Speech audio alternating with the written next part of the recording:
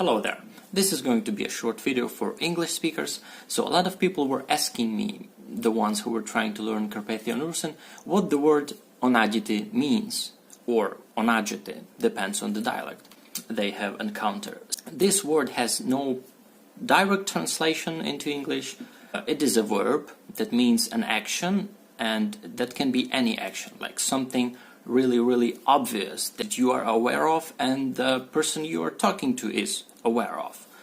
When I say "треба би ми то заонаджити", I say to other person that I need to cover the thing, to do the thing. Like, I need to do something that is really obvious.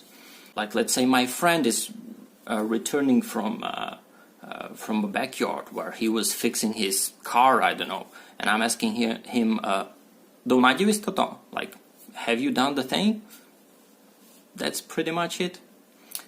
Thank you.